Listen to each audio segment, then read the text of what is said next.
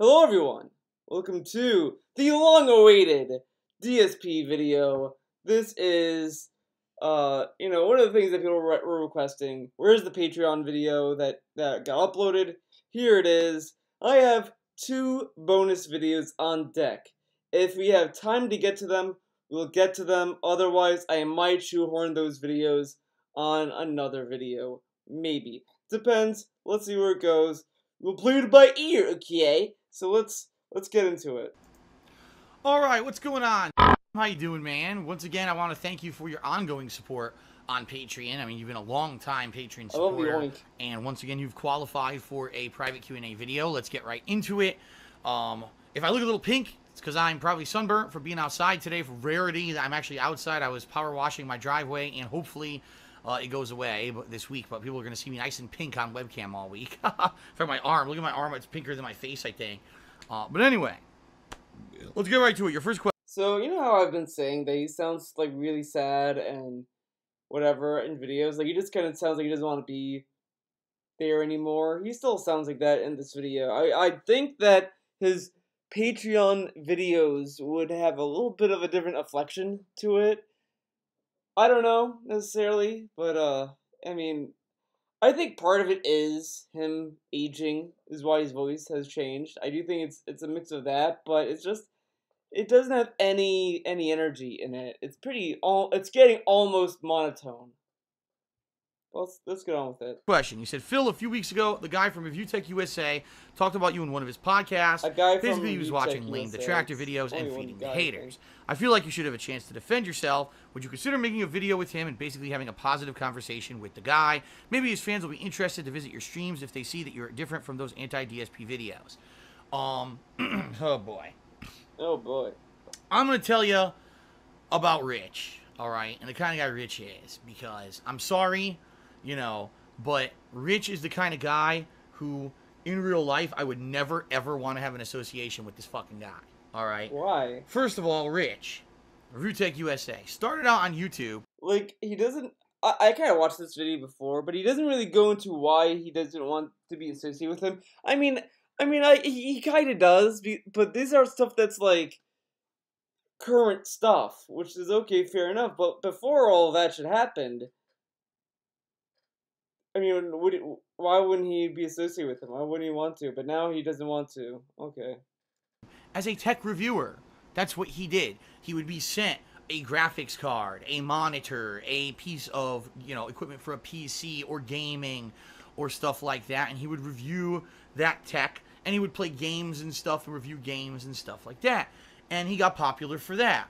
But then Rich realized that the YouTube bandwagon, right, the way to really make YouTube money was to do what other people were doing. And he saw that there were people who were basically considered talking heads, where every day they would take a news story that sometimes would have to do with gaming, maybe it would have to do with something else, but usually it would be something ludicrous, whatever the ludicrous story of the day is, to cash up drama, right, to get a lot of drama involved.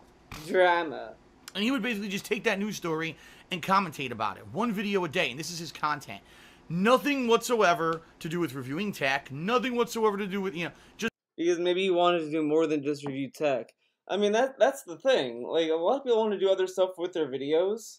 Like, technically, my main channel, Theo Does Videos, started out as just a channel where I did sketches, where I talked to the camera, this kind of stuff, and that's fine. I mean, it was a learning process.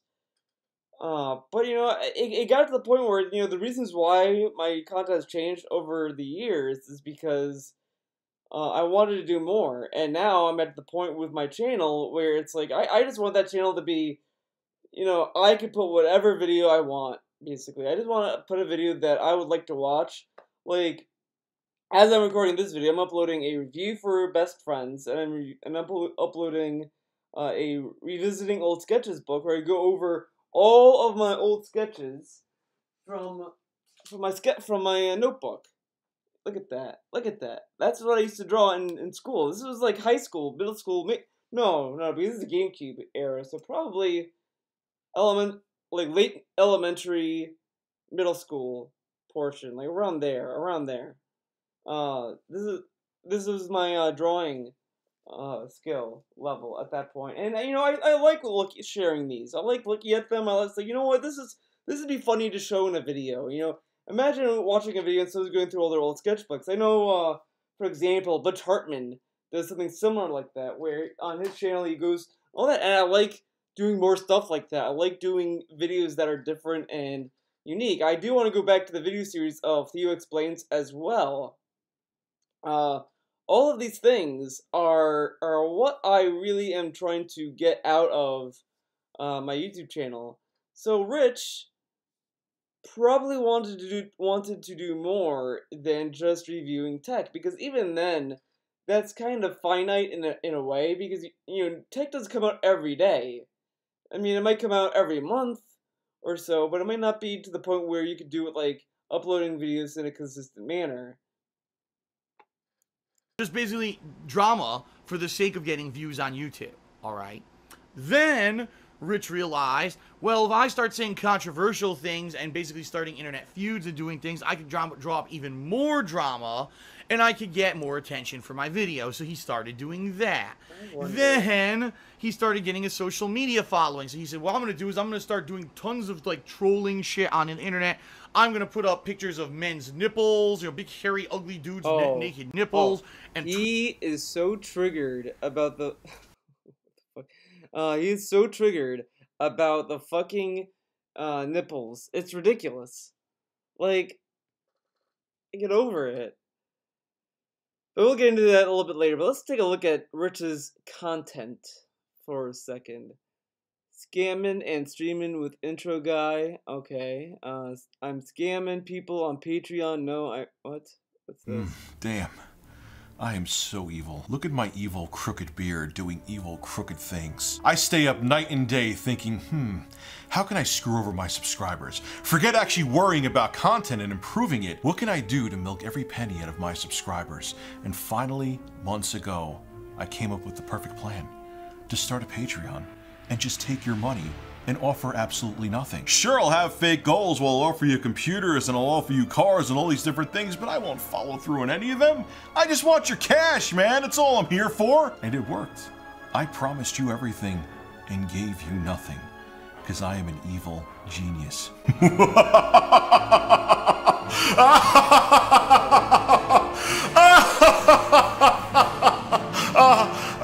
Yeah, I really didn't do any of that. I have time-stamped evidence that I didn't. Skip it up and that up.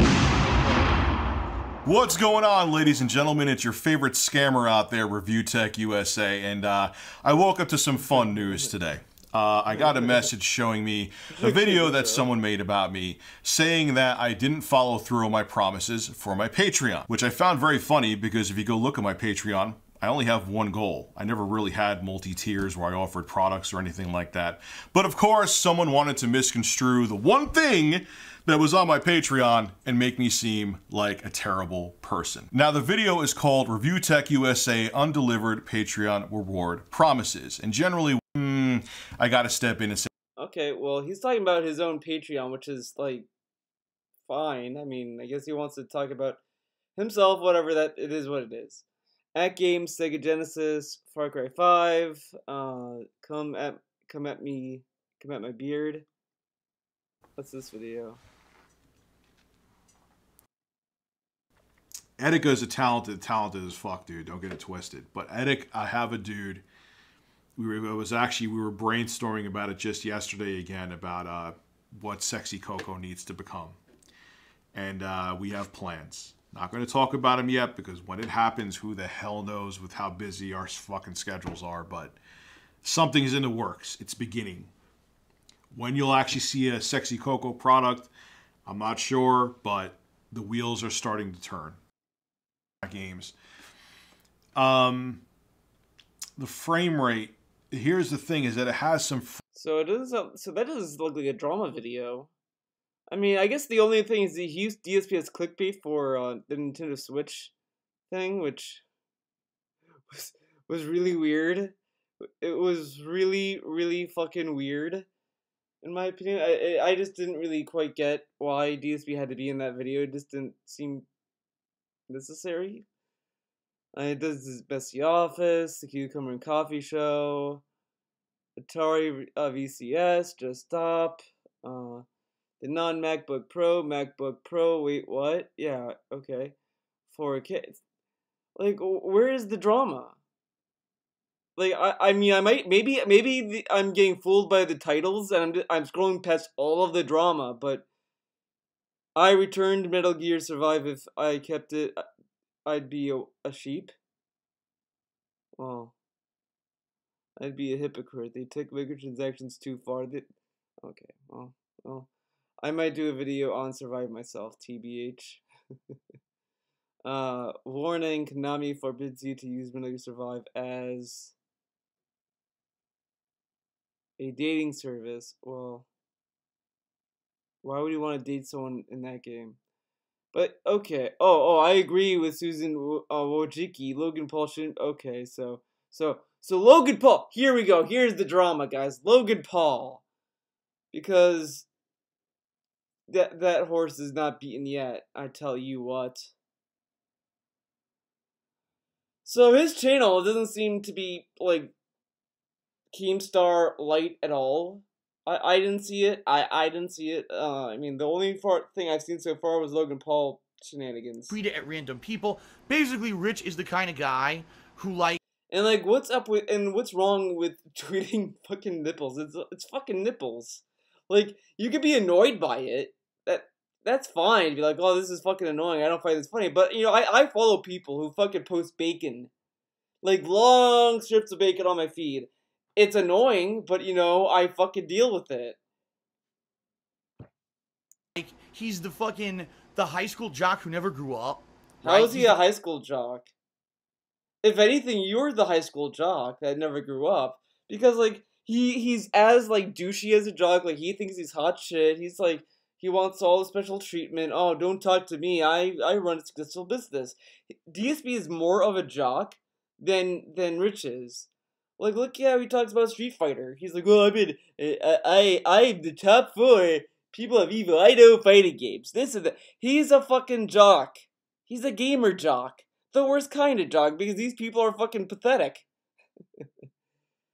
I mean, again, that's like me, like, swinging my big dick about Skullgirls. Oh, I'm top 500 of Skullgirls, dude.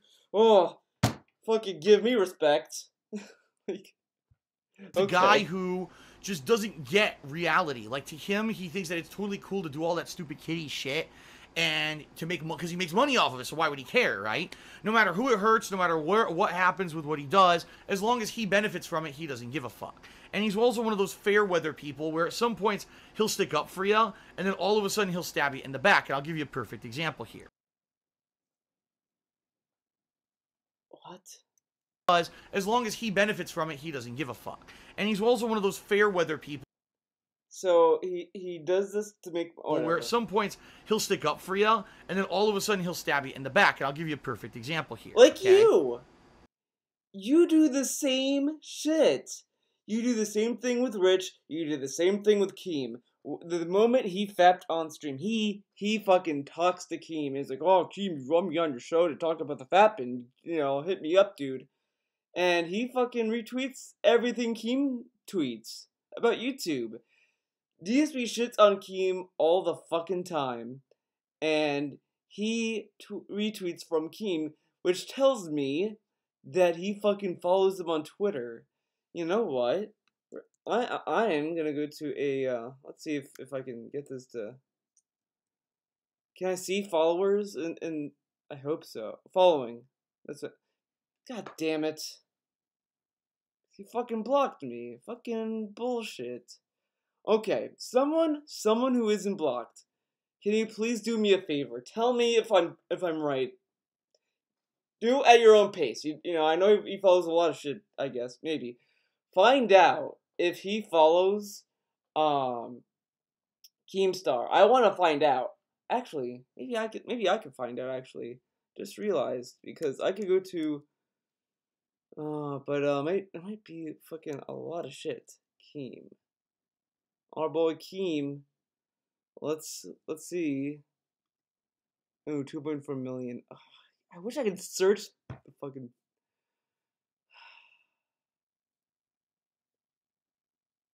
Can I at least fucking do anything? Can I sort this? No. Well, I'm not gonna go through 2.4 million. That's insane. That'd be insane. So someone please tell me. Let me know. Is DSP following Keemstar on Twitter? I gotta know. I gotta know at this point because I'm pretty sure I saw him follow Keem before. Retweet something from Keem before, but I want to see. Hold on a sec. This came to me. Hold on. Let's see. One more thing. Because remember when he said, "Oh, okay." So remember that he said a few years ago that when he unfollowed John Rambo and Howard, his excuse was, "I don't want my Twitter feed to be cluttered with things." He follows 68 people. 68 people. Okay. Take a sip. Chew the Rich water. used to constantly bring me up and say negative stuff about me and that, oh my god, he feels YouTube channel's failing and shit like that. Drama.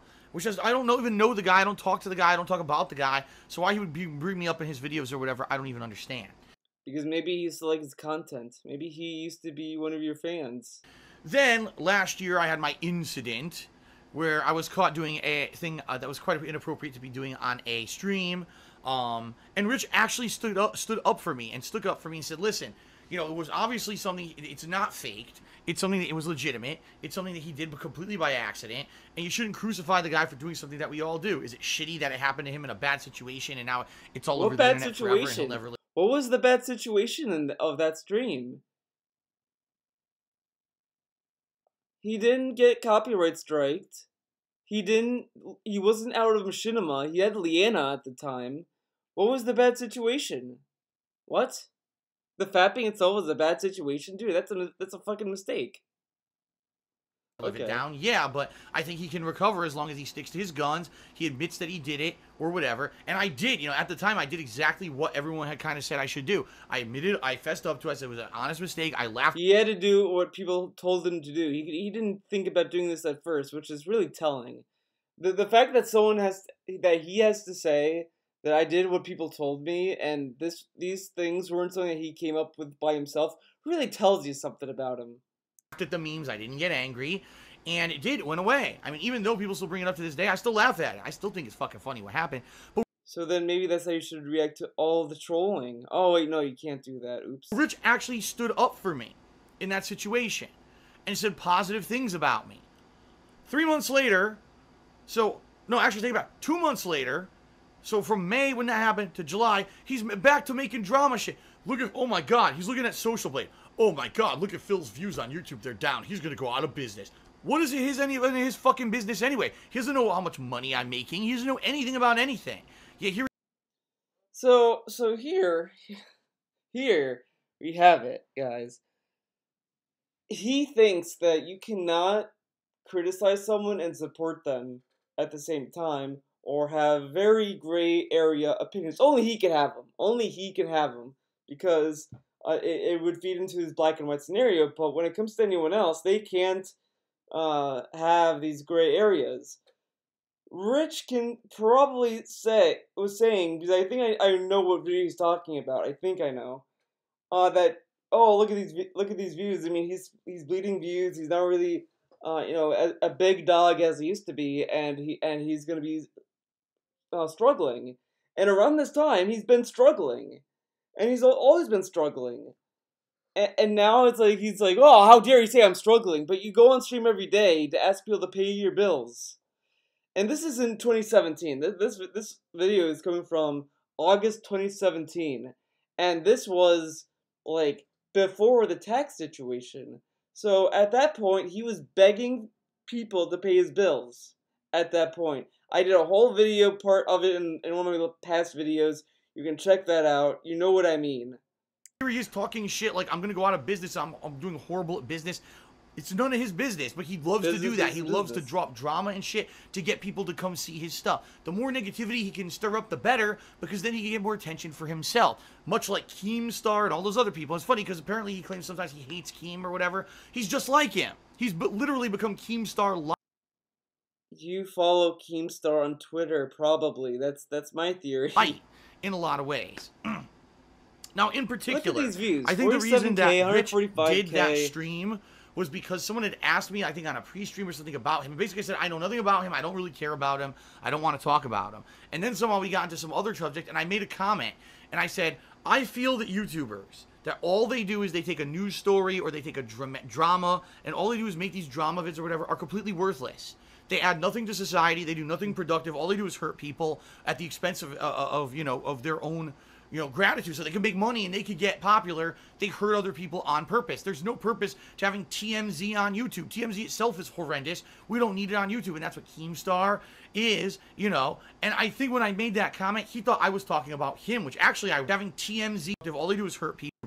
That stream or something about light in a lot of ways. Now, in particular, I think the reason that Rich did that stream was because someone had asked me, I think on a pre-stream or something about him. Basically, I said, I know nothing about him. I don't really care about him. I don't want to talk about him. And then somehow we got into some other subject, and I made a comment.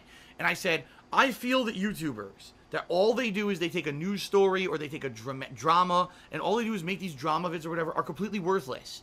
They add nothing to society. They do nothing productive. All they do is hurt people at the expense of you know, of their own, you know, gratitude, so they can make money and they could get popular. By the way, what's funny is that I just realized this. I'm this is a little late, sorry, but he says, "Oh, why is Keem talking about how much money I make? He doesn't know what the fuck I'm making."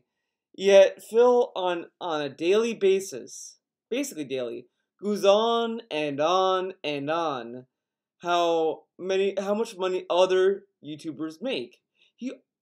He says that all the fucking time. He said that about Extinction. Oh, well, people who get free games, they're getting paid for it. They're getting paid for it. But it's like, how do you know? How do you know how much money they're making?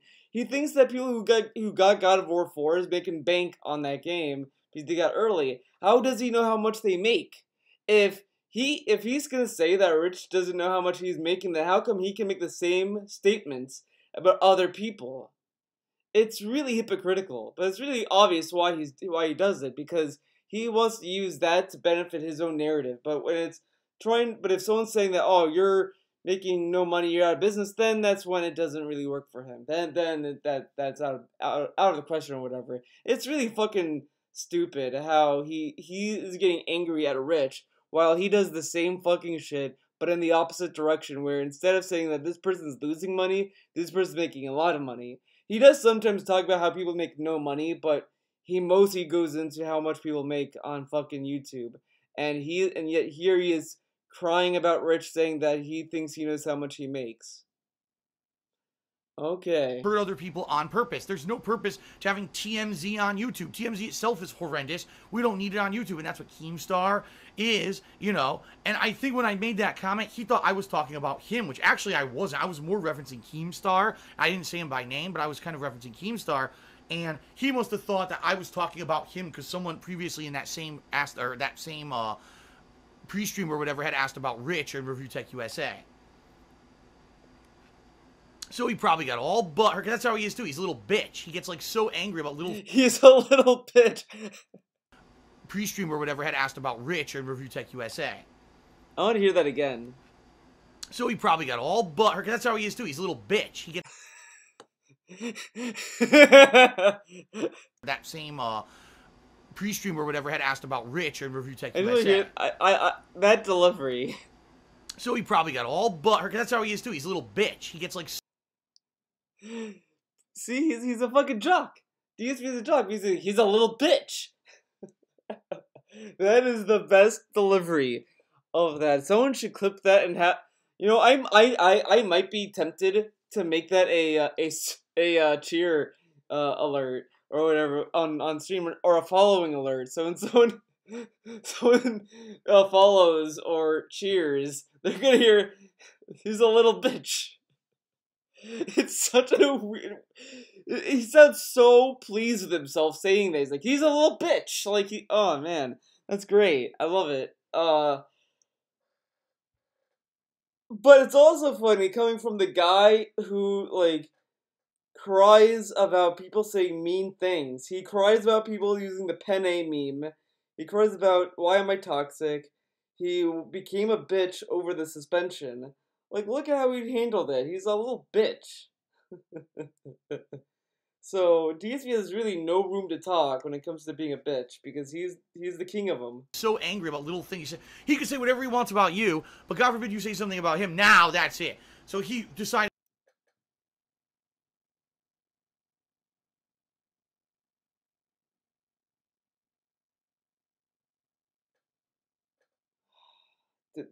Do I need to say it? Do I need to say this? Nah. I think it spoke for himself. To go down and sit and watch detractor videos with his viewers. Why? Because he knew the detractors would come. Oh my god, a YouTuber who's popular is watching detractor videos about Phil. I gotta go join that. And that's what they did. And guess what? He got a boost in views and he made money on it. Rich is a whore. That's what I call you. Because you do things for money. Why are you playing PUBG? Oh, it's because of the fan interaction. Okay, sure it is. Oh, why are you doing a birthday week? Festive. I'm being festive, guys. Festive. Okay. Why are you playing Extinction? I got it for free. Okay. You don't do anything for money, Phil. Okay. So then does that mean, so then why did you sell out and become a Twitch streamer all of a sudden? Why enable Facecam? Why enable Twitch pop-ups and all this stuff during gameplay all of a sudden? Why did you do that? Oh, because you knew you'd make money off it. Oh, that's why. Why did you go back to Twitch when YouTube ad revenue went down? Oh, because you do it for money. That's why. No. Oh, no, actually, guys, I'm wrong. You did it for the fans. I'm sorry. Rich is a whore. That is the best thing you could describe it. He had something that he wanted to do on YouTube. He wasn't being successful at it, so he decided to give up on it, throw it away, and now do something that everyone else does, and whore out other people for money. He jumps on the biggest trends, the biggest drama. He'll make you comment about the biggest stories just for his own personal benefit and attention. He doesn't care who he hurts. He doesn't care at what expense, just like Keemstar. He's just as bad as Keemstar. The only difference is he's nowhere near as fucking popular as Keemstar. Stories. Everyone else, he had something that he wanted to do on YouTube. Okay. DSP had something he wanted to do on YouTube. He wanted to do raw gameplay. Raw, direct gameplay, okay? He wanted raw gameplay. He didn't want to be a shill. He didn't want to get free games. He wanted to be just like you, and he didn't want to, push subs on Twitch because it's a bad business practice. Because you have to constantly, nag. But now he goes on to Twitch. He takes what he had, throws that all away of being a honest gamer, being an honest Let's Player, and focusing on the game. He threw that all away to be a Twitch streamer and to give shoutouts during gameplay and push subs.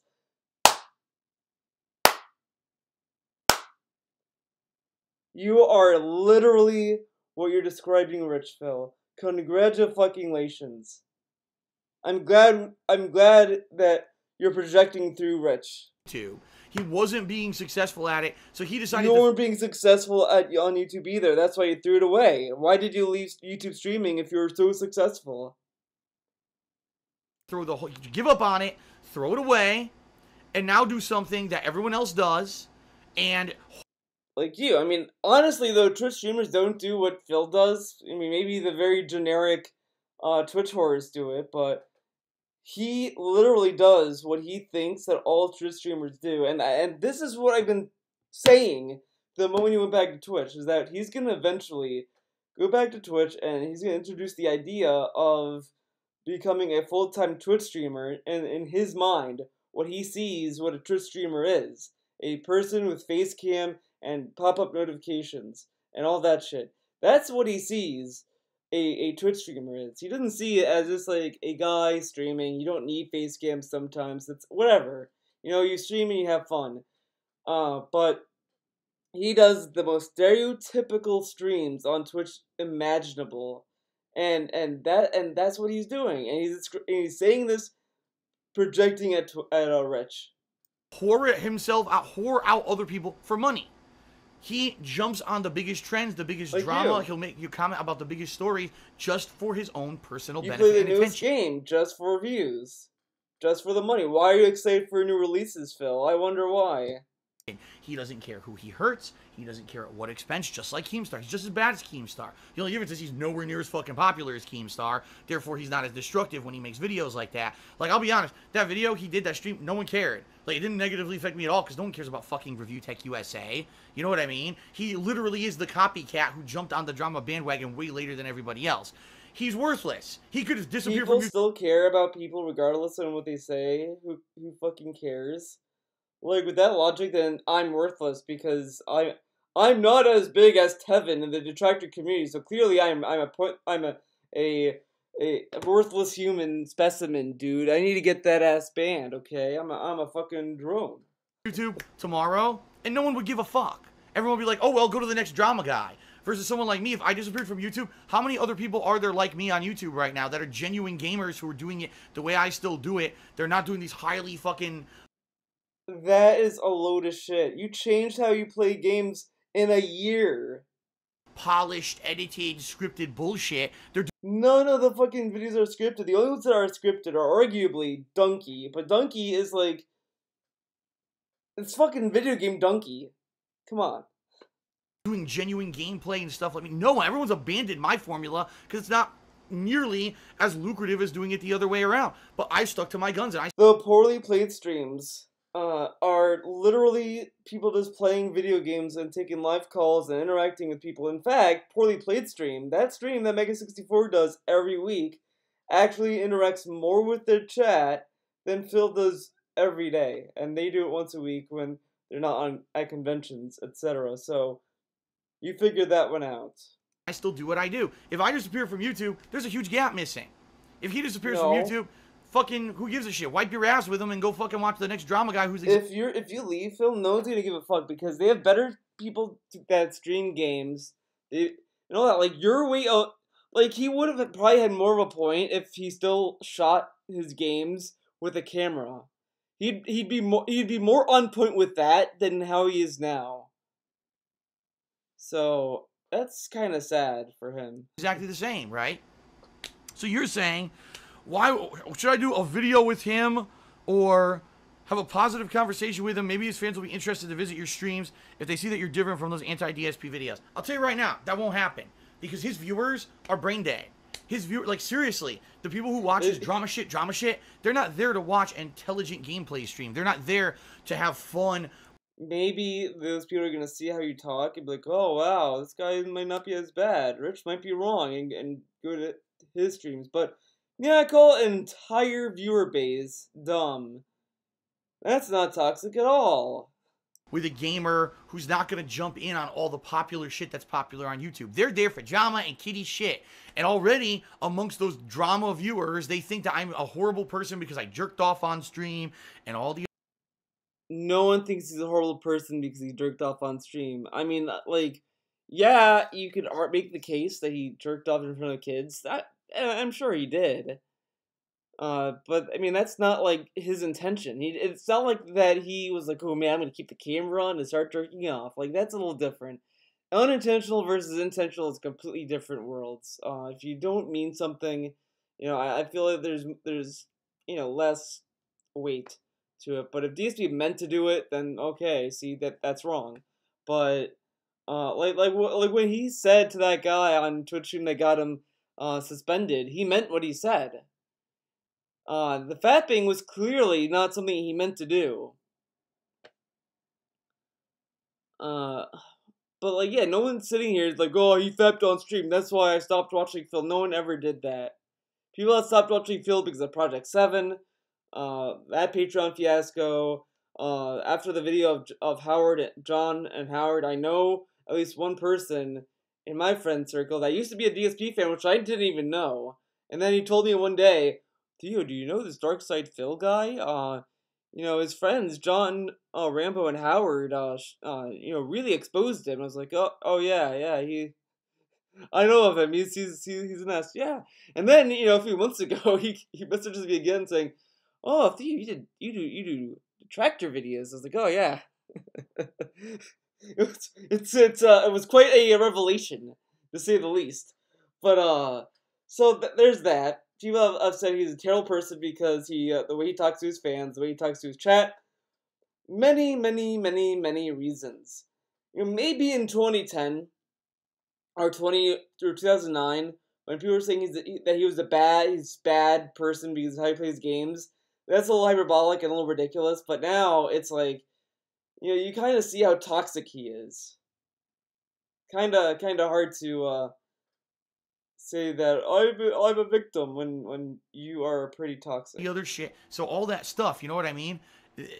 It's basically it's not going to benefit me at all. For me to do a video with him or sit down with him and have a conversation with him like that wouldn't benefit me at all. It would benefit him because he get the drama, he get the burst, he get everything. It would just have no positive impact whatsoever. I mean, his viewers are never going to come watch my shit. And it sucks because I know that the guy can be reasonable. Like I said, there was times when he's been reasonable with me and I think I'm cool with him, and then it immediately turns around and has to say more negative drama shit about me. So I want nothing to do with the guy. But it's just talking about your income and his opinion on it. I mean, it's not like he's doing it be like, oh, fuck Phil, Phil's an asshole. Like, even when he does those videos, he doesn't really shit on the guy. Rich literally just sits there and is like, well, see, I like Phil. Phil's a good guy, but, see, his views are low, and this, like, he has been pretty lenient on Phil for the most part. Like, if Rich came on to, like, my video, and it's like, yeah, he's fucking toxic, then I can understand him. I can understand where DSP's coming from, but Rich literally is, like, the nicest detractor Phil could ask for.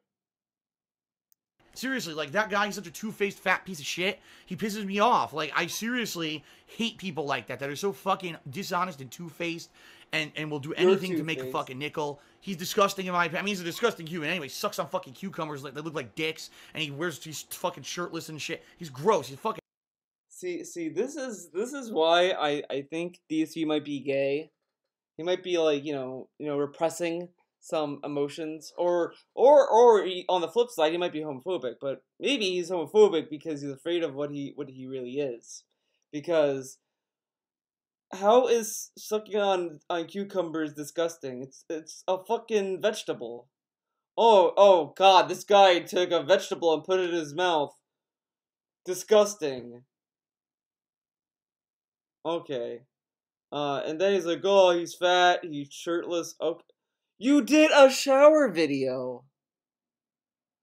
And what's funny about it is this was done in 2017, the shower video in 2018, and he's shitting on Rich about being topless, and then does a shower video in January being completely naked. And yet he thinks he has room to fucking talk? Okay. Fucking nasty dude. I want nothing to fucking do with him. There you go. I wonder if this could get him banned from That's an Twitch. honest answer, huh? All right, your next question. He said, this year, YouTube seems to be doing worse and worse. Looks like it isn't really going to be a reliable source of income anymore. Do you have a plan B besides Twitch and Patreon in case YouTube goes away? Ooh, and then you start... Okay, your other questions are something different. I mean, dude, what plan B? And I'll be honest here. I did have plan Bs. They all went away because of what's happened with me in the past few years. So, to recap... Maybe the plan Bs went away because you didn't really act upon it. Like, you didn't really do anything to keep it. My plan was that I was going to move from Connecticut to Washington. I was going to try to expand my business once I came out here, meaning I was going to try to do different things, various things, because now I had a room that's more like a studio. I mean, soundproofing foam behind me, right? I can work longer hours. I could do more flexible things. I have different filming locations and shit that I can do out here. I had a girlfriend who was living with me who could help me with videos and stuff, and also financially could help support the effort and stuff like that. Filming locations and shit that I can do out here. I had a girlfriend who was living with me who could help me with videos and stuff, and also financially could help support the effort and stuff like that. You have a tripod. My goal was hopefully to move out here, hopefully to keep things going and maybe make them grow to some extent. And within, say, 2-3 years, basically have paid off the debt of the move, and now I could look to maybe do other ventures. What I wanted to do was maybe save up enough money that, number one, I could sell the condo in Connecticut and get rid of it, because I was hoping that within 3, 4, 5 years, you know, I would have paid off enough of the condo that I could sell it, get rid of it. Then it's not a burden on me anymore. Now I have, you know, $1,000 or more extra a month that I have to spend on whatever, and eventually I could save up, and maybe I could start my own business. Maybe you should have sold it before you moved. But again, with moving into a house, I've said this in Ask the King, I think, or somewhere. But usually, you want to move into a house when you literally, have a stable job that you'll know you're gonna be making good money, or at least, like, you know, something. Like, a house is kind of like the end goal of what you're doing in terms of living, because when you're young, when you're like in your 20s or whatever, you might want to go to, you know, move into an apartment, or whatever. You know, everyone has different kind of ways of doing it, but you know, you want to kind of just stick with apartments until you find something to settle with. Then you settle on a house, because the house is a little bit more maintenance, and it's a little bit more responsibility than an apartment. So he really should have, you know, lived in an apartment for a longer period of time before moving to a house finally. But with this, he should have at least sold the condo first before he moved. Like, that was kind of like a no-brainer. That's outside of YouTube, because I've always wanted to do my own kind of brick and mortar business somewhere and be responsible for that or whatever. Sadly, none of my plans that I ever really planned out ever came to fruition, because what happened was I moved across the country, and that first year, which as I expected was rough, I was getting set up or whatever, and then immediately people became so fucking jealous and just angry that here's a YouTuber who doesn't conform to all the norms of what a YouTuber should be doing to be popular on YouTube, and he's outspoken, and he doesn't put up with bullshit from anyone. And there were so many of these little insignificant people who just got butthurt over the stupidest fucking shit that they made it their life's goal to hurt me. Yeah, we're jealous, man. I gotta admit something to you guys. This is serious talk. I'm jealous of Phil. I wish I could sit in a house all day and beg for money and have you guys and make it so that you feel obligated and responsible to pay me. I mean, I know right now I have a Patreon, okay?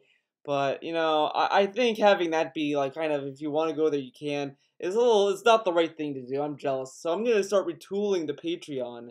And now I'm going to literally have my URL you know, on screen as !point Patreon. So when you go to the comments section and you type that in, I'll come in with my link, and you guys can go there and pay my bills, because that's what it's for now. You know, it was great having it as optional, you know, thing for people, but you know, listening to Phil really woke me up and realized I should be a full-time beggar like he is. So guys, it's important for you to tip me. And I have sub goals. If I hit 400 sub goals, I'll do Patron's Choice, because that makes sense.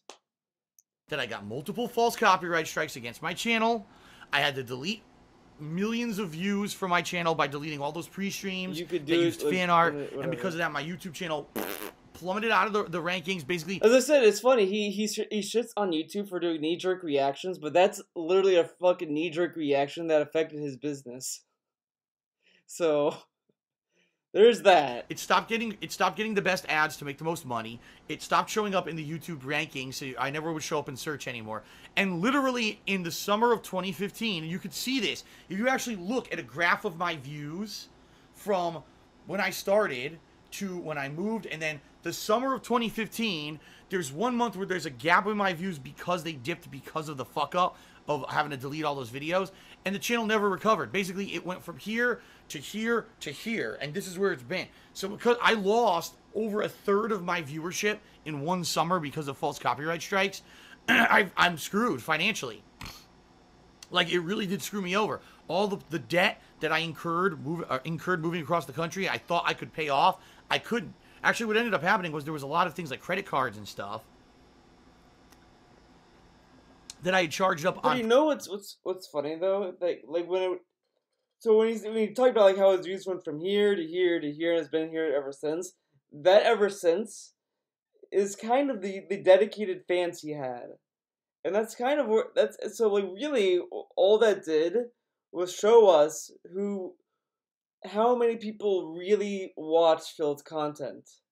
That's really what we're seeing.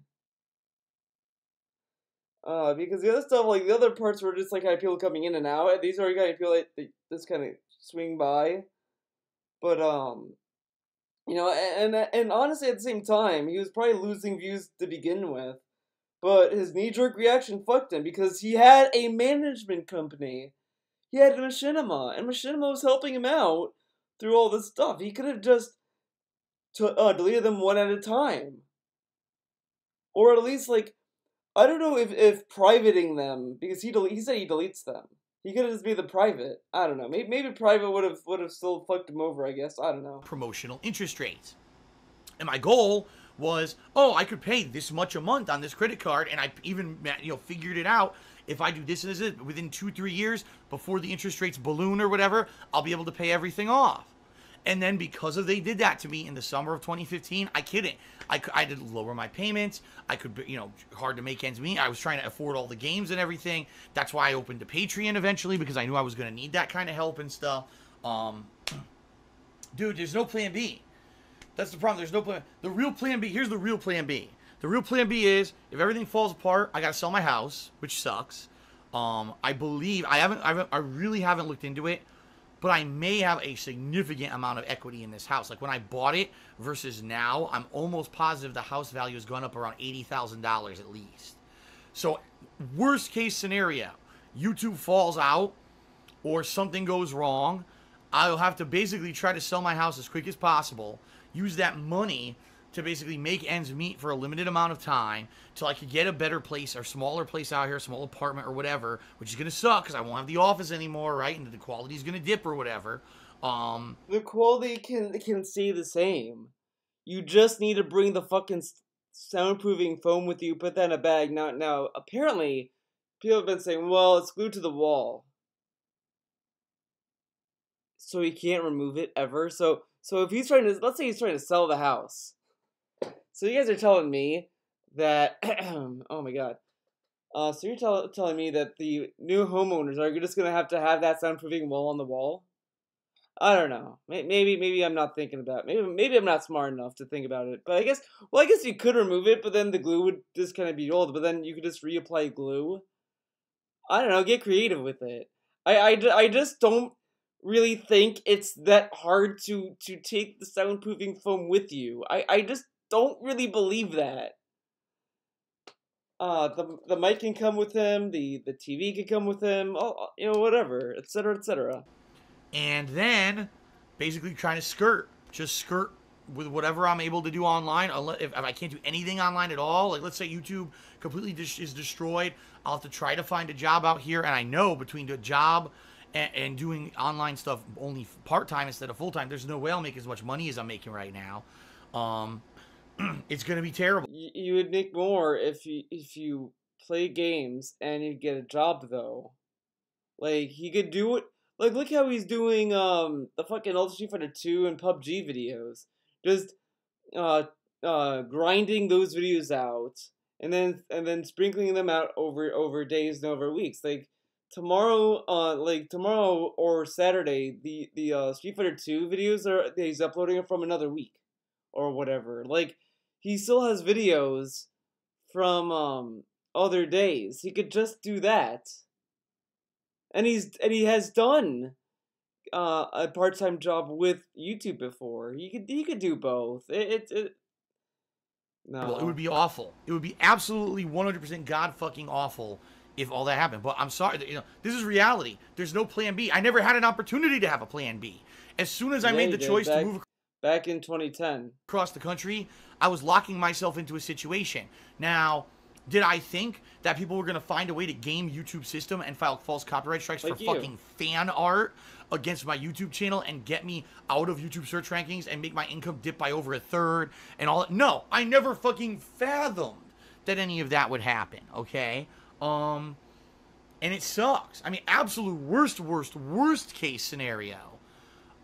Sell the house, basically give up the dream of having anything that I would ever want in life, and move back to Connecticut to this shitty ass condo that I can't get rid of because I'm stuck with it because I can't get rid of it. I can't sell it because I owe way more on it than it's worth. I can't rent it because I can't find any reliable rental agency in Connecticut to fucking do the work for me. I looked into 3 different ones and none of them wanted to handle it, or they weren't reputable enough to handle it. My parents can't help anymore because they're too elderly. They can't rent out the condo in Connecticut for me and take care of that shit. So I'm fucked. I'm stuck with this condo, draining my finances every single fucking month, and I cannot get rid of it. I mean, what I could do, just stop paying the mortgage, and then it'll get repossessed, or not repossessed, foreclosed on, and then they'll take it from me. But that'll ruin my credit, which already my credit's horrible. But imagine horrible credit now being put into abysmally bad, never recover credit. That's what would happen if that happens. Man, he's literally in a position, like, his life is YouTube at this point. Like his whole drama shit on YouTube's happening in real life now. It's seeping into real life. His credit score is his fucking views, and that house is a copyright strike. So if he deletes the house, his views are gonna go pew, and it won't ever recover like his YouTube channel. His life is becoming his YouTube. Oh my god, that's. I do kind of feel bad. I'll be honest, I do kind of feel bad, but it's so ironic that it's like, you know, the saying, like, oh, is life imitating art, or is art imitating life? Is his YouTube channel imitating life, or is his YouTube or is his life imitating his YouTube channel? It's so fucking weird. And the thing is that he could have avoided this years ago if he just thought about it. Because it's fucking YouTube. You should go to your parents, tell your parents, "Hi, Mom and Dad, I want to be a YouTuber for a full-time job," and see how they respond. I'm sure it's gonna be with happy faces, and they're gonna throw you a party. I'm sure they're gonna be happy for you. If I had to move back to Connecticut, and keep in mind, no more studio. Videos will all sound awful again. Won't be able to film as much as I do now, or do as much as I do now, because I'll be way more limited. Taxes will go back up. I'll be paying state tax again. I won't be able to do tax write-off for my office anymore, because they won't have an office anymore. Taxes. This is before the taxes, by the way. Weather, you know, with the snow and everything, I can't shovel snow because my back and everything. If I then get a snowblower. Start shoveling, my back will go right back to how bad it was. I'll be right back in that situation again. My internet will be fucked up again like it constantly was when I lived in Connecticut. So you're talking, like, basically... How bad is the Connecticut here? Like, he makes Connecticut sound like a third world country. Like, oh, the internet's so bad there, dude. Dude, I stream on this fucking internet. I live in fucking Connecticut. It's not that bad. I mean, it's pricey. I mean, he's right about that. It's fucking ridiculous. The taxes here are ridiculous, but I mean, this isn't a third world country. It's not like you know, our internet's like being run on like a cup in a piece of string. Like, okay. All the awesome things that I've earned by working my ass off on YouTube since, you know, 2008. What did you earn? All the of fuck away and giving fans. up and throwing in the towel and going back to Connecticut. That's worst case scenario. That's plan B.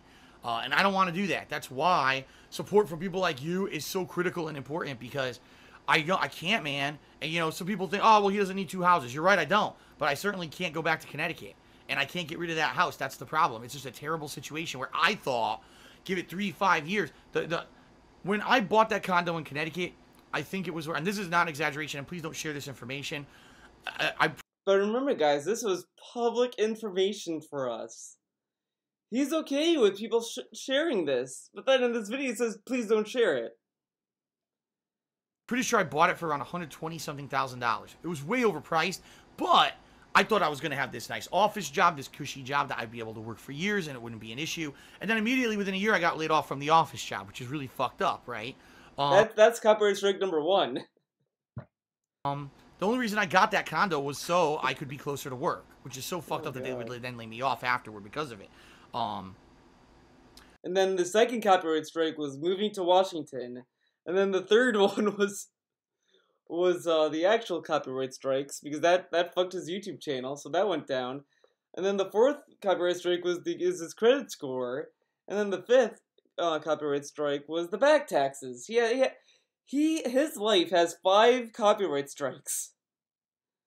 That's how he's running his life, with 5 copyright strikes on his main channel, on his YouTube channel. It only has it only technically ran into 3, but then he got 2 last year, so he has 5 strikes, but 2 well, some of them were fake, but whatever. You know what I mean.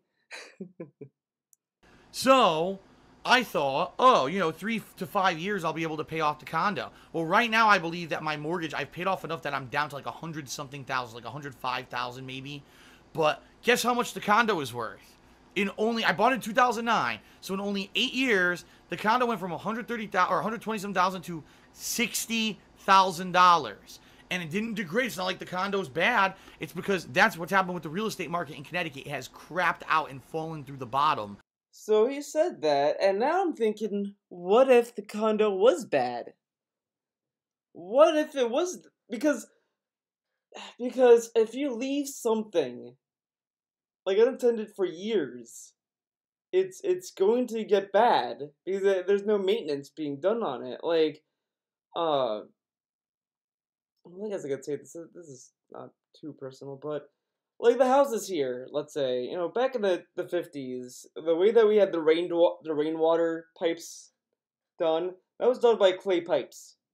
So usually, it's estimated every 20, 60 years or whatever, it depends, that those pipes might start to actually get faulty because the dirt's gonna get in there, and what happened.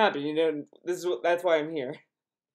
But it got that way on its own. I thought it was because I got lazy one year and I did not clean the gutters, but that's not what happened.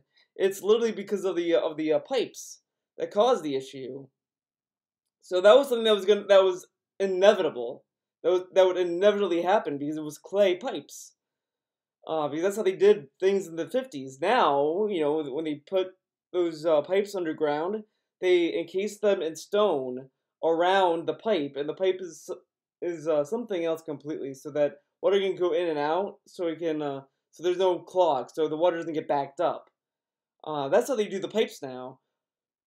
So that's what happened. So let's say that I leave this house forever. I never come back to it. I left it 2 years ago. I never came back. That pipe situation probably would have happened on its own, because that's how naturally it works. So the condo might have just been bad. It could have gone bad, because I don't necessarily know if a condo is like an apartment where it's being cared for by a landlord. I'm not sure if it's like that, or if it's like a house where you're responsible for everything in that condo. I don't know. I can't sell it. This is ridiculous. I'm stuck. I'm stuck between so many financial, all these credit cards that I racked up, right, to move and to keep the business afloat after having a third less income, and then on promotional rates that ran out, and now I'm paying shitloads of interest every month on credit cards and shit. The condo that's draining me. Promotional interest rates. You'd think he'd be a little more careful with credit cards. Every month, and I can't get rid of, and a girlfriend who is no longer in the picture, so I have no supplemental income. You know what I mean? I'm financially fucked. But now you have a new slave. It's gonna take years of effort to try to dig myself out of this fucking hole. It really is, and it sucks. I hope that someday I'll get out of it. I don't know if I ever will. I may be living month to month, paycheck to paycheck, begging for fucking tips and shit on stream for the rest of my life. Begging for tips. Begging. He literally admits this in this video. I hope that someday I'll get out of it. I don't know if I ever will. I may be living month to month, paycheck to paycheck, begging for fucking tips and shit on stream for the rest of my life. Begging for tips. Ooh, boy. I know that's a horrible thing to think of, but that's just the reality. I don't know. There's no magic plan B. I don't have elderly parents to fall back on. I'm not going to get magic inheritance unless maybe I win the lotto. I buy a lotto ticket every year week. So there you go. Plan C is if I win the lotto, I can pay off everything and not have to worry about this shit anymore. But I don't know, man. And I know. It's funny. People who work 9-to-5 jobs, who hate their jobs, are in a much better financial situation than I am loving what I'm doing. In fact, I'll be very honest with you. I didn't love what Everyone fucking hates their job. There are some occasions, some people who love their job. Like my mom loves her job. She like loves it. So there you go. She loves what she does. But there are people who love their jobs and there's people who hate their jobs. But like, it's a responsibility and you gotta do what you gotta do. It's bottom line. Because if you can't make what you love doing work, you're gonna have to get a job to make what you love work. You can't just love doing something and then bam, magically you're able to pay the bills and this and that. Like life isn't perfect. Life is hard. Everyone struggles. Everyone struggles in life. Like I've said this all the time because it's never been false in my opinion. It's always been true. It's always been that people suffer, people try, and we're all humans. We all walk on the earth. We all die. It is what it is. Sound good? I do. If I didn't love coming on stream every day and streaming and sharing my gameplay experiences with people and interacting on social media and all, if I didn't love it, I would probably fucking be so depressed, clinically depressed, to the point where like I didn't want to go commit myself or something, because the job. You fucking sound depressed. You were like, oh, I'm so sad. Oh, I need positivity. Oh man, it's hard.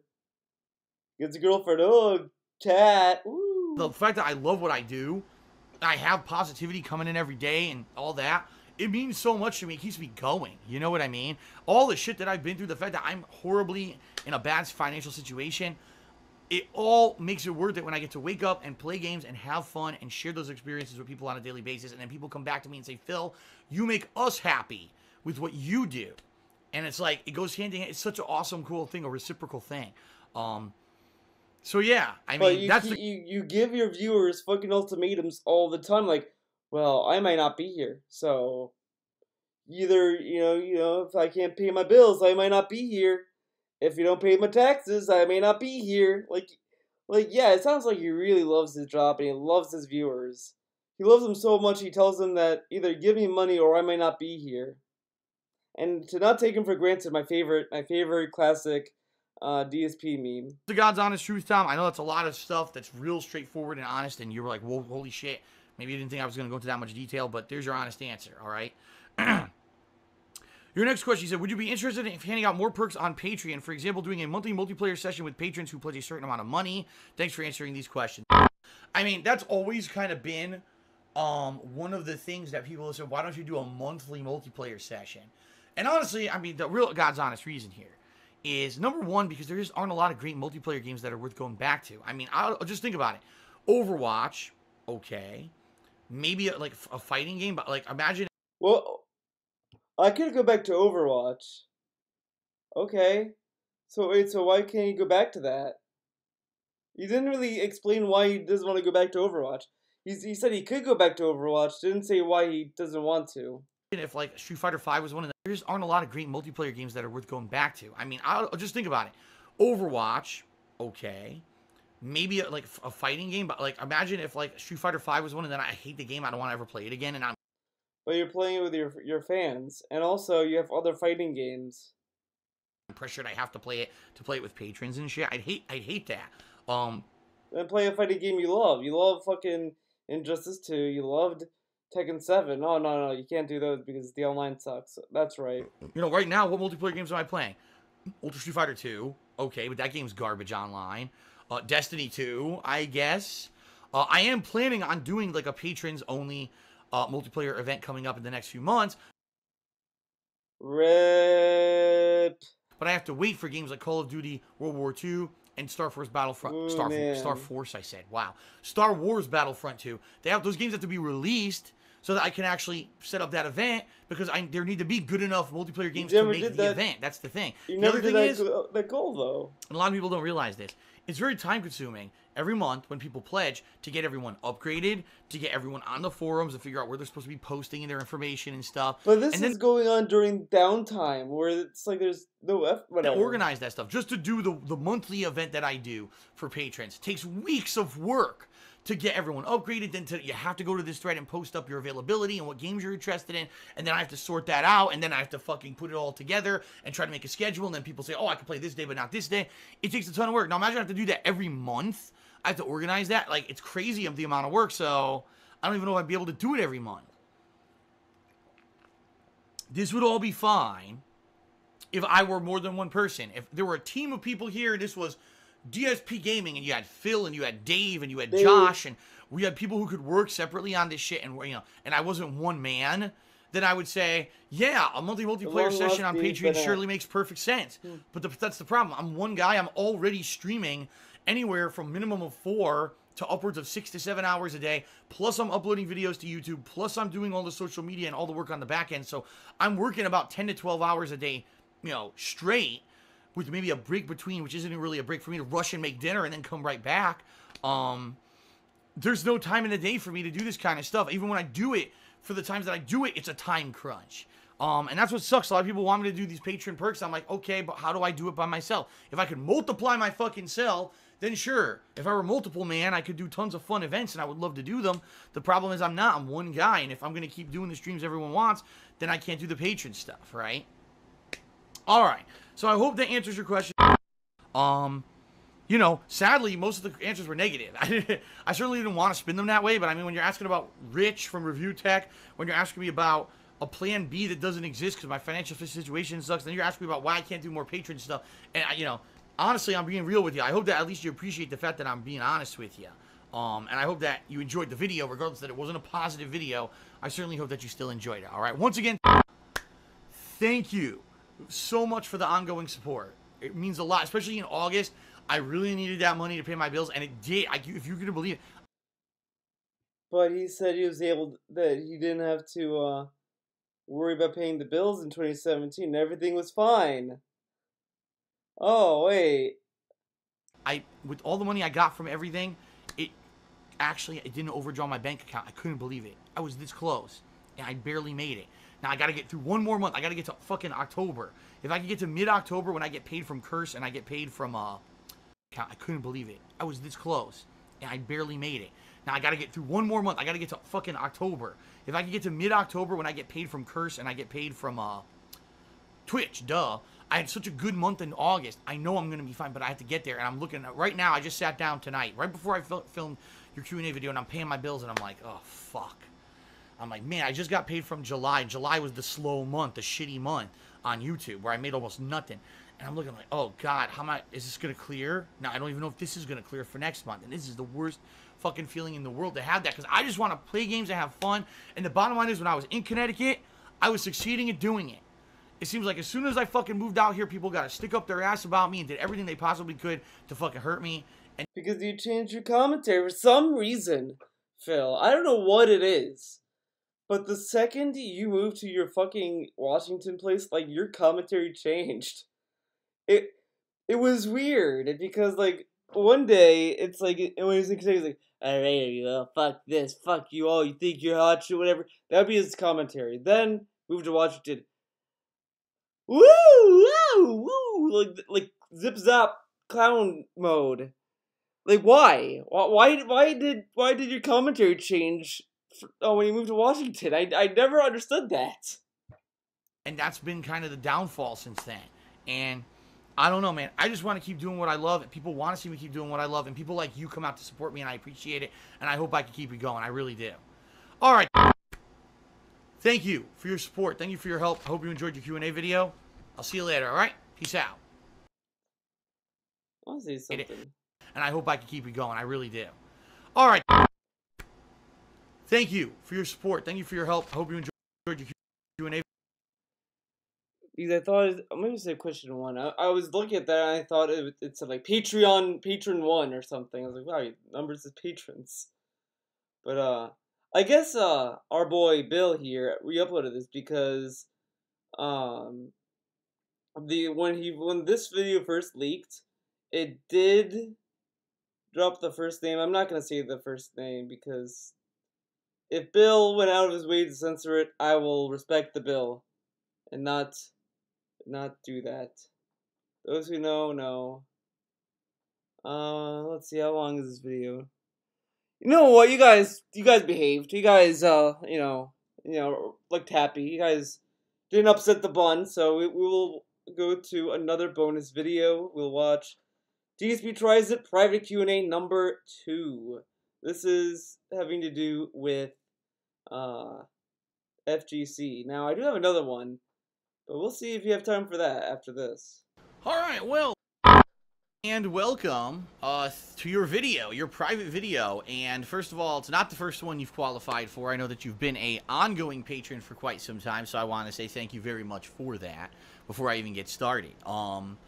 And your video this time around is something very different, right? You don't really have a Q&A for me, but what you'd like to do is me to tell you the story of my 4th place placing at Evolution. Now, I'm going to be honest with you, I don't even remember what year it was. That's how long ago. I think... See how different he sounds in this video? And this is does it say the year? Yeah, 2016. This is from 2016. And this is 2017. Look at, oh my god, he's looking at social. He's talking shit like I'm going to go out of business. I get that. Then here...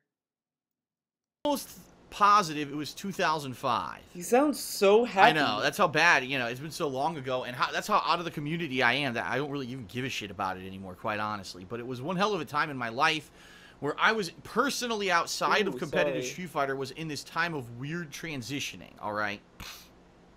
So allow me to explain. I had been with a job. I graduated from college in 2004, alright? Right out of college, I got a job. It was called Wells Fargo Financial. It was supposed to be doing loans and credit cards and mortgages and that kind of stuff. It was supposed to be like their financial division of the bank. Rather than going to the bank, they had this specialized office that would handle it. Now, me being a finance major, I thought, wow, this will be right up my alley, right? I worked there for about 6 months till I realized what it really was. It was predatory lending. It was a company that literally sought out people with terrible credit and did loans for them that were insanely bad. Like, we're talking, they have almost no equity in their house, so we do 95% loan to value, so they have no equity now, no equity whatsoever in their house. They put their credit cards into their mortgage. Next thing you know, they're irresponsible, so they rack up their credit cards again, and now they can't even pay anything because they don't even own their home or anything, nothing. They have no equity. It's kind of funny that that's what he used to do, and now he begs for money, so he kind of has experience in ripping people off. Really makes you think. Whatsoever. A lot of the people who we did mortgages for had their homes foreclosed upon, which was terrible. And the only reason that the company stayed in business was because they kind of wedged in some good mortgages, too. Every once in a while, we'd get a person with a good credit score, and we would do a mortgage for them to kind of pretend like we weren't being predatory. But the vast majority of mortgages and stuff that we did were for people with low credit ratings, and we did terrible things for them. So I did that for about 6 months, and I had issue with my manager, who not only was giving me some of the worst leads in the office, but also was being very favoritistic to a few people. There was this one young girl who he liked, so he was giving her all the best leads in the office. And I had issue with it, and I went to the district manager. Dude, I guarantee DSP would be one of those people. If he had that power to do that kind of stuff, he would. I guarantee it. I guarantee it. I mean, he kind of does it with his own fans. The district manager, I didn't know at the time, was his mentor, and basically reamed me, saying, how dare I suspect my manager for doing anything underhanded. So after about 2 more months of that, I basically told him... Hey, and you told your chat how to never question mods. Don't question mods. Just, they can do whatever they want.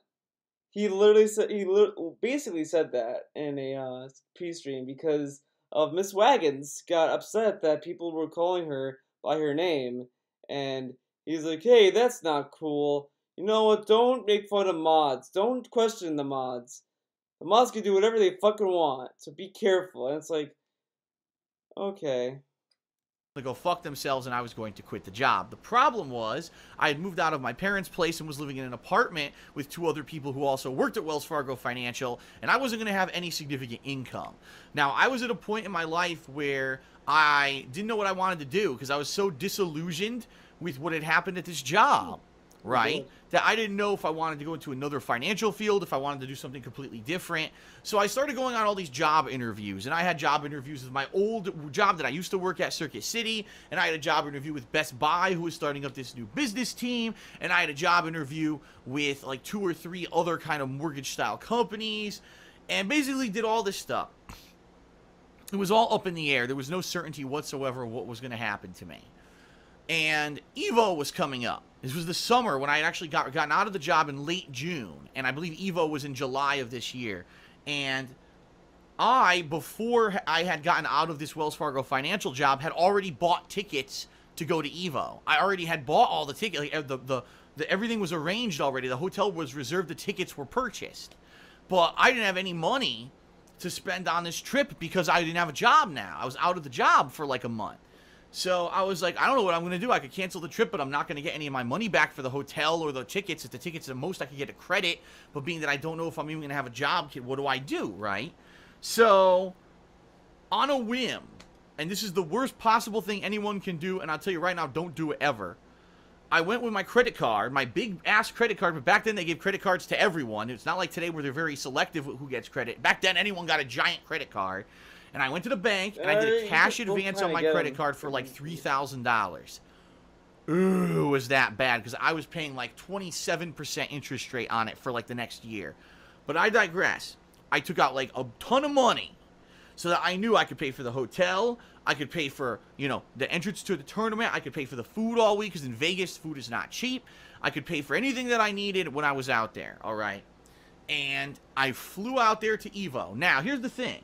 When I went to this Evo, I wasn't expecting to do well, all right? I wanted to do well.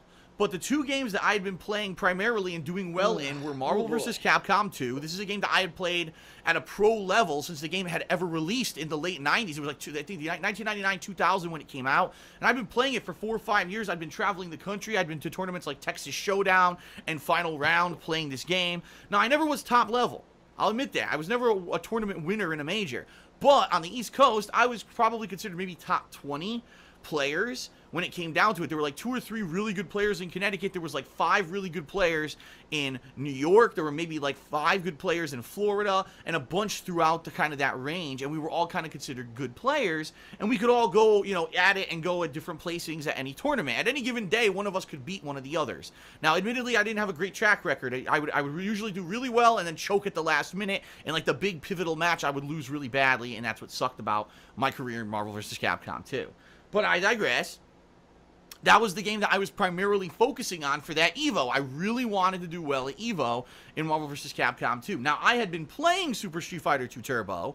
In fact, usually when I was at a tournament, say at this arcade called 8 on the Break in New Jersey, this was the arcade where the East Coast Championships was held, and they held all regionals and stuff. Whenever I went to a tournament for Marvel vs. Capcom 2, I would also play in Super Turbo, and recently I had actually found myself placing highly in these tournaments, like top 5. Now, I didn't even really play that game that much. I only played it at tournaments, yet I was learning the game on the fly. I was adapting, and I was actually fighting players who had played this game for like decades, and I was winning. I was beating them. And it was pretty crazy how good I was doing in Super Street Fighter 2 Turbo. A lot of people were actually calling me like the prodigy. I was this East Coast prodigy in that game that I was learning. And it was hilarious because, you know, at that point I was in my, my early to mid 20s. And people had said, well, you need to be like 30 years old to be good at Super Turbo. That was like the running joke. When I was 18, well, you got to be like drinking age to be good at Super Turbo. Then when I was drinking age, well, you got to be like your late 20s. When I was late 20s, oh, you got to be like in your 30s. That's always the joke. You're never old enough to be good at Super Turbo. But I was like the younger guy who was really good at the game. So, that was like this. Okay, so he's like the prodigy of Super Turbo. Really? Really? Really? That is like some major dick sucking right there. Like major like stroking right there. Like, oh, I'm really good at Super Turbo, dude. I'm the prodigy. I defied every expectation. Dude, like come on. Come on. The guy paid $50. You don't need to fucking jerk off about your fucking obsession with Super Turbo. I mean, I talk about Skullgirls for free, and you get what you fucking paid for, people. Skullgirls is the best fighting game. I know Tevin. Tevin's probably watching this, and he's shaking his head. He's like, no. Well, Tevin, you're wrong. Skullgirls is the best game. If you disagree with me, then you know, really, then why are you playing Street Fighter 5? That's right. Bam, got him. Okay. Secondary game that I had wanted to play at EVO, alright? So, I got out to EVO. Went by myself. It wasn't the first time I had ever been at EVO. It was actually the third time, because the first one I went to was called B5. That was the kind of West Coast National before EVO ever existed. Then I went to the very first EVO, and then this was the next EVO that I had ever gone to after that. Okay, so we're talking, you know, there was a big gap between the previous EVOs and this EVO that I had gone to. And at this point, surprisingly enough, I didn't have any beef with anyone. It wasn't like I was going out there and someone wanted to beat my ass or I wanted to beat someone's ass. It was a very amicable thing. Now, the West Coast and East Coast hated each other back then. It was like there was no respect. If you went out there and you were East Coast, you were immediately the enemy of the West Coast, and vice versa. East Coast always wanted to defeat the West Coast. So I knew when I went out there, since I wasn't going with anyone else from Connecticut or anything like that, that I was going to kind of be by myself and have to be very confident and stick up for myself and kind of interject myself into the tournament scene, because no one was going to be standing there rooting for me or whatever, alright? So as soon as I got out there, I started playing Super Turbo. And I found that there was a cabinet, a custom-built cabinet by this guy who was a known Super Turbo player from the Midwest named Cigar Bob, because he liked to smoke little blunts and cigars and stuff like that. It was awesome. He had taken the console version of Super Turbo as well as the arcade version, so he had both versions. And he had it hooked up to this custom cabinet where he had two TVs back-to-back. But keep in mind, this was before the era of the LCDs. They were still big tube TVs, hooked into this giant wooden thing he had built with these built-in joysticks, right? Now, this was cool. He had the American-style stick, but you could pop it out and put down a Japanese-style stick. So no matter what kind of joystick you liked, you could play on his cabinet, and it would work, and the controls were great.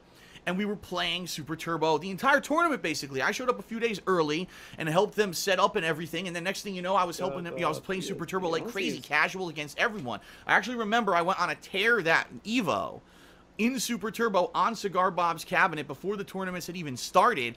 And someone recorded it and put it on the internet. This was before YouTube. And there was a video, it was like me playing for like 45 minutes to 2 hours with, I think it was Blanca, and just going non-stop winning with Blanca and tearing everyone a new asshole. I thought Blanca's for scrubs. What? Dude, that's like me saying, "Oh man, I was playing." Actually, I did play as Ken. I can't really talk, but I grew out of him. I left Ken back. I left Ken. Okay, fuck Ken. He's garbage. Because no one was as good as me, really. Besides the very tippity-top players. Now, here's the thing that the top players will not really admit to or really fess up to. Here's the deal. There's never been a perfect port of Super Street Fighter 2 Turbo. There have been versions of it on the PlayStation, versions of it on the PlayStation 2, versions of it on modern consoles. There's been versions of it for the arcade, which is the perfect version, because that's the one everyone holds up as that's the perfect one. And then there's even the emulated version on PC. But no matter what version you play, people all say there's differences from the original arcade version, so none of them are true, okay? None of them are like the full-on version. For whatever reason, EVO decided in that year, 2005, I believe it was, to use the PlayStation 1 version of Super Street Fighter 2 Turbo, which was very inferior to the arcade version. The sprites for the characters... Yeah, he said that's the real Super Turbo, because, like... When you watch him play Ultra Street Fighter 2, he literally whines and bitches about, "Oh, that would happen to the real Super Turbo." No, that's not how it's supposed to work. But his version is a shitty PS1 version. Okay. Even the right size. Like, they weren't scaled properly. In that version, Balrog was actually smaller than he was in the actual arcade version, and some characters were faster or had different properties. I remember in that version, for some reason, Chun-Li was incredibly good. Like, she could hit you twice and dizzy you. And people would be like, why is she dizzying so quickly? This doesn't happen in the arcade version. But that was the version they chose for EVO that year, alright? So when I got to EVO, for the first 2 days before the tournament started, I played hardcore on this Cigar Bob homemade cabinet on that version of the game. and we played it like crazy. I mean, I'm talking, went down there in the morning, started playing, and didn't leave till late at night. So we're talking 12 plus hours of playing Super Street Fighter 2 Turbo like crazy, right? Because I actually felt, honestly, I didn't need to practice in Marvel vs. Capcom 2. That was the game I always played at home. Now was the opportunity for me to play games I didn't get immersion to at home. So now was the time to play Super Turbo.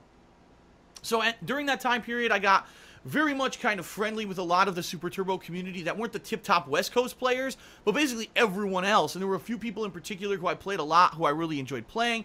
But there was kind of the hardcore group. It was me and Cigar Bob and this kid named Dogface, who's also from the Midwest, who's very good at Super Street Fighter 2 Turbo. And he was there, and there was like 2 others. There's like 5 of us who were just playing constantly. And then other people would join us and play the casuals or whatever, all right?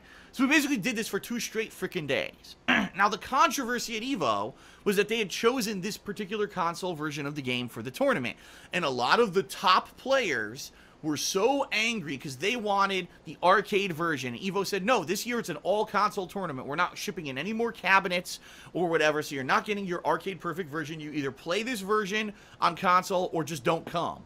Well, a couple people didn't come. Like Alex Valle boycotted EVO and said, I'm not coming to EVO this year then because I don't want to play a subpar version of the game. Other players, such as John all Choi, players that have standards? Wow. Mike Watson, Jason Wilson, and a few others who were known. Let me be honest, guys. If a convention's gonna have Skullgirls in the tournament, I'm only gonna play second encore. If they have vanilla Skullgirls, that's not good enough. That's not the real game. Second encore is the real game. I want second encore. Top Super Turbo players in the country, they came, but they were begrudgingly there. They didn't want to play any casuals against anyone. They were there just to dominate in the tournament and leave. And they came with these joysticks that John Choi had, this giant joystick, all right? I'm not even kidding you. It looked like a fucking wooden podium. It looked like he was standing at a podium, like he was going to give a speech. And as he went to play, the thing would wobble around. It wasn't steady. Oh, it was so funny. So I'll tell you about that in a moment. But anyway, it was so funny. So for 2 straight days, I practiced the living shit out of this version of Super Street Fighter 2 Turbo, and I learned the nuances and the differences between this version and the one of the arcades. I learned that Chun-Li was overpowered, that Vega was incredibly good in this one, that Balrog actually wasn't as good in this version as he was in the real arcade version. So I learned all these things while I was playing. And oh, and by the way, a character that everyone loved to use, Old Sagat. It's the older version of Sagat. In this version of Super Turbo, he did like extra damage, but he also had less reach. So I learned all these things while playing casual play.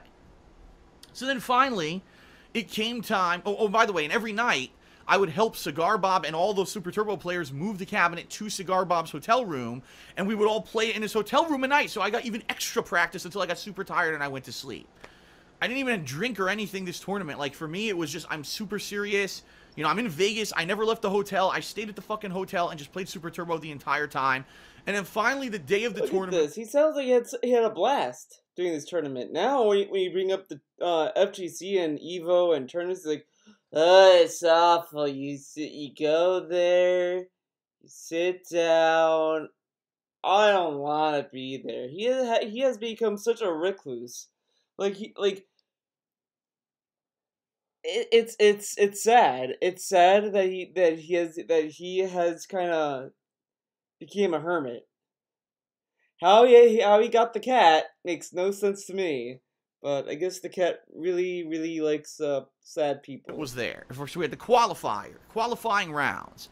And I remember in my bracket for the qualifying rounds, there weren't many good people. One person who was well-known, his name was Bob Painter. And I believe there was one other well-known player, and I forget his name now, so I kind of feel bad. But there were 2 well-known Super Turbo players in my bracket who everyone was expecting to win and qualify from my bracket and go to the finals bracket, which was going to take place, top 32 was going to take place like on the final day of Super Turbo.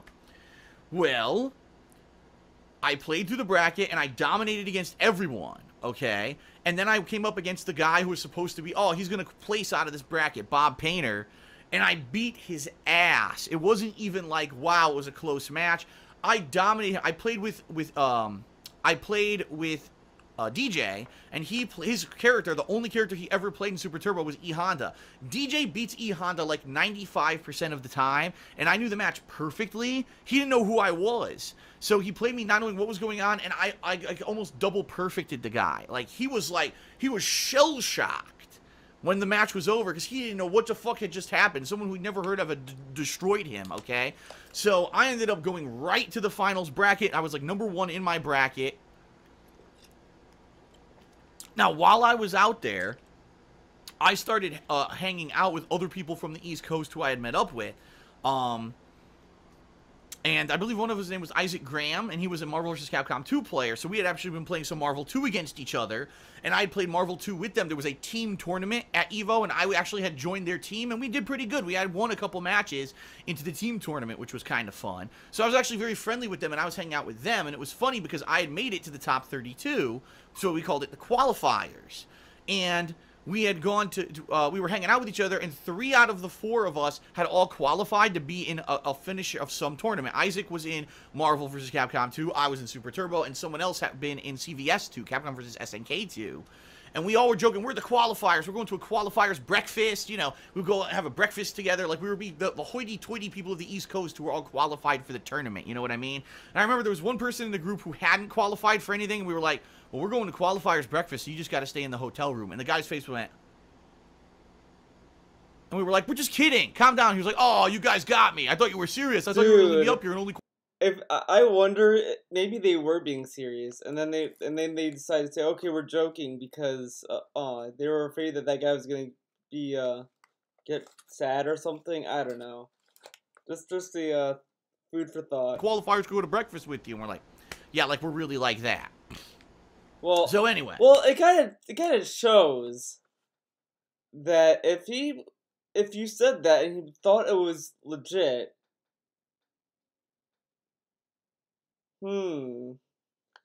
Because let's say that you see me in person and I'm like, okay guys, let's play football. You're gonna be like, what? But if I say, oh, let's play Skullgirls, you're gonna be like, oh, I don't want to play Skullgirls. Just kidding, we're not playing that game. You're like, you know, there you go. It's gonna be like that. It's like like okay.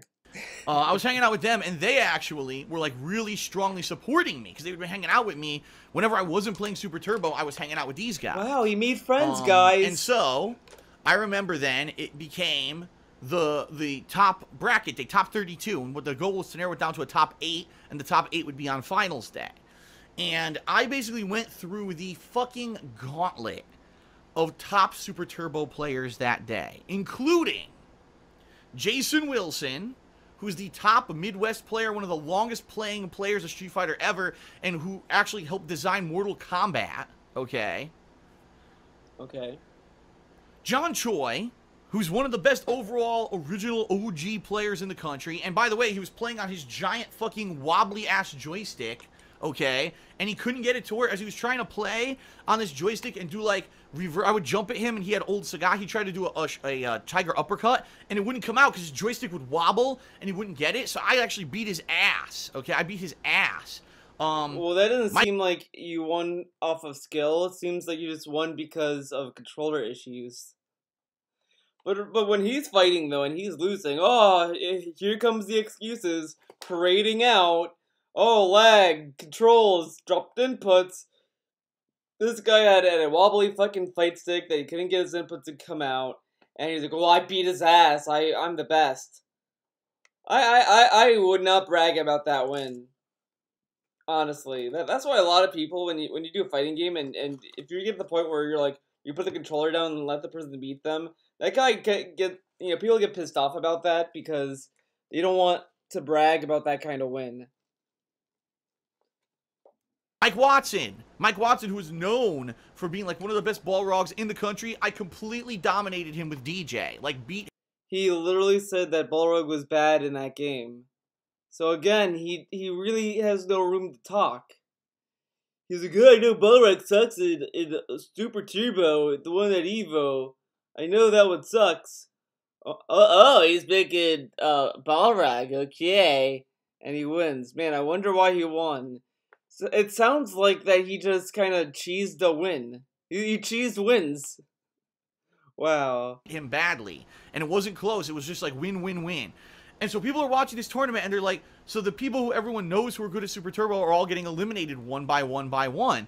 And when it actually finally came down to it, the ending was like me and Cigar Bob, this player named NKI from the Midwest who was incredibly good Chun-Li. Remember I told you Chun-Li is really good in this version of Super Turbo. She dizzies after like 2 or 3 hits, so she's dominating people left and right, and a few others. And basically it came down to top 8 were 3 Japanese players, all right, and dominating people left and right, and a few others. And basically it came down to top 8 were 3 Japanese players, all right, and 5 Americans.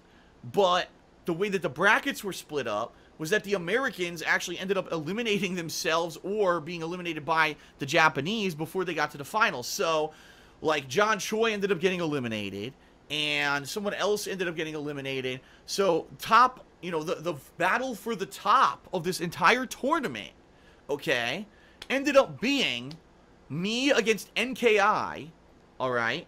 The winner of that advanced to fight Tokido, and the winner of that would move on to face the top 2, and that would be the tournament. Like, that was the tournament. So I had only lost once in the entire tournament. The person I'd lost to, his name was Bucktooth. He's from the South, from Texas area. He's an Asian kid. And he's actually just like me. He's kind of like an upstart. He never was like hardcore into Super Turbo, but he started playing it a lot at that Evo, and he did really well, but he had lost. He had been eliminated before I had been eliminated, so I was in the finals and he wasn't. So I ended up at like sudden death. I had to win every match in the finals to advance. So I don't even remember who I fought first match, but I beat his ass. I know whoever it was, everyone was like, this is an online player or something, and, you know, he's really good, and I beat him. I destroyed him. Absolutely destroyed the kid. And he was flabbergasted. He couldn't believe that I beat him so badly. I'd never heard of him. The next fight was against NKI, and this was a close back-and-forth fucking fight. I played Vega, he played Chun-Li, and it came down to the wire, but then I beat him. And it was hilarious, because as I'm playing, the people who I'd been hanging out with playing Marvel 2, like Isaac Graham and those other kids, the qualifiers, were cheering for me. And they were the only ones in the entire audience cheering for me. Everyone else was just like quiet, deadly silent that I was beating everyone at this tournament. They didn't want to hear about it. But I was out playing everyone with strategies and footsies, anti-airs, like just perfectly played, because I had played this version of Super Turbo for like 2 to 3 days hardcore and learned all the nuances and was ready for the tournament, while all the other top Super Turbo players either complained about the game nonstop and didn't even enter the tournament, or they entered and they didn't practice on this version and they got completely destroyed and thrown out of the tournament during the qualifying rounds. So yeah, you fuck. What? But it was me against NKI, close fight. I ended up beating NKI. Went down to the wire. I had to play Tokido, and went down to like the final match. He beat me, and that was it. So I was the top placing American that year. It was actually 3 Japanese players above me, and then I was right under there. So I was 4th place, but I was the top placing American in Super Street Fighter 2 Turbo that year. So technically, I was the best ranked Super Street Fighter 2 Turbo player that year. I guess those Japanese players are like they come from Japan. I mean, I don't know. Maybe some of them did. I just feel like that they reside in America. But no one wanted to acknowledge it. As soon as immediately after the tournament ended, I shit you not, it was like, write this off, it doesn't count, even though it'll be on paper that he qualified, or that he beat this guy and that guy, and then on paper, he made it to the finals and he's the highest ranked American. Doesn't count, because that was a bad version of Super Turbo. It was. You fucking said it was a bad version, and you only won because a person could not get his inputs out. A person played as Balrog, and you said Balrog sucks in the game. So pretty clear why you won. Pretty clear.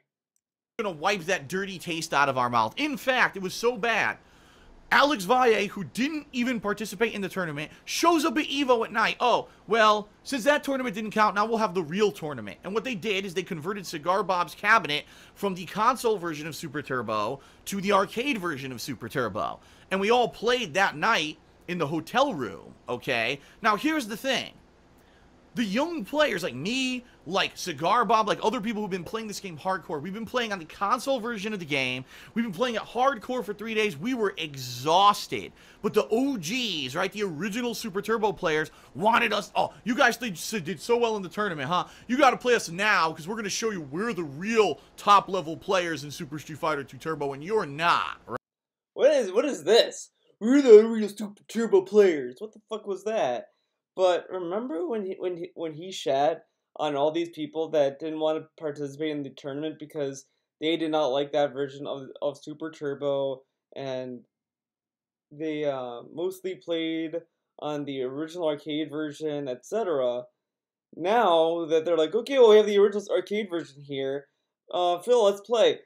Well, you see, I played the PS1 version and I'm exhausted. He gives them the same excuse that he claims it was the excuse when they didn't participate in the tournament. He shat on them for it. Wow. Right?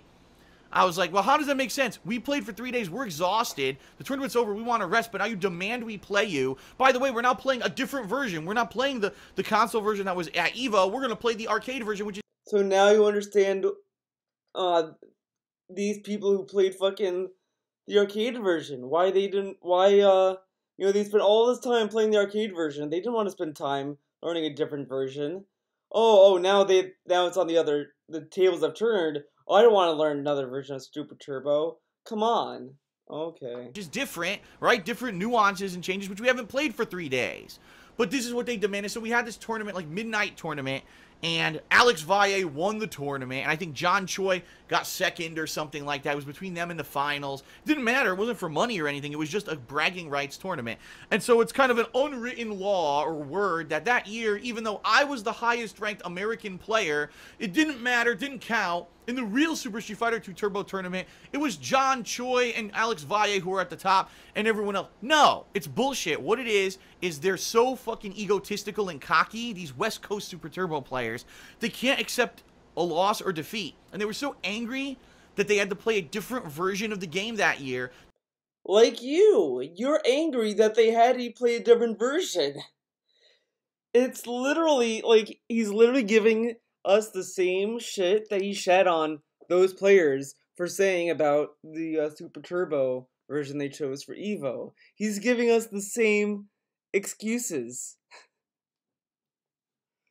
Wow. That they purposely didn't practice, right? So it would be their excuse if they lost, which they were going to fucking lose anyway, because they probably hadn't been playing that version of the game and were going to get bodied by people who had, was that, well, our excuse is we don't like this version of the game, but we'll play the real version afterward. Sorry. Like you just said that. I didn't play the original version. Why are we playing the original version? I won. We don't need to play anymore. I was not in top tournament form. You know, I've been playing non-stop, absolutely non-stop for 3 days. I was tired as fuck. But they had demanded my presence. Because they played the arcade version non-stop as well. And now you expect them to learn a shitty version for EVO, but then when they ask you to do the same thing that EVO asked of them, well, I can't do it. I can't do it, okay? Okay. At this tournament because I had been the top American player. The thing is, this wouldn't be that big of a deal if he just fucking didn't say half the shit he said in this video. Like, if he didn't shit on the other players for not playing his precious version of Super Turbo, then probably I wouldn't have done this video. But he contradicts himself so hard at this part of the video. It's really astounding. They didn't even want to talk to me. They just wanted to beat me in this game. And it was despicable, basically. It was, like, very disrespectful. The only West Coast player who really gave me respect that year was Jason Cole.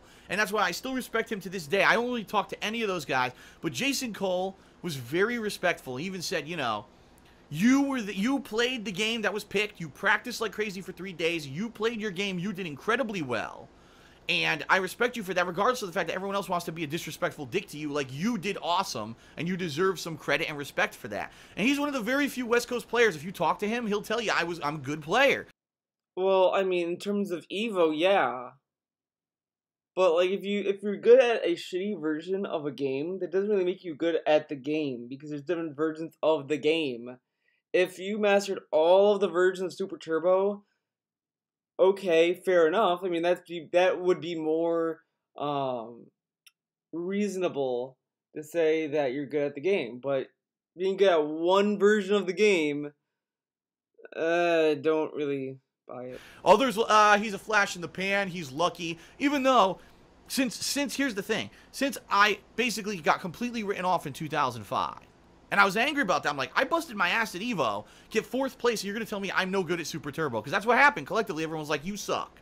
I said, all right, I'll prove you wrong. In 2006, they picked Super Street Fighter 2 Turbo Anniversary Edition. This was the version of the game where you have all the old school characters in it. All right, all the old versions. So I won the East Coast qualifier for the fucking game, dominated, didn't even lose once, undefeated, won the entire thing super easily, okay?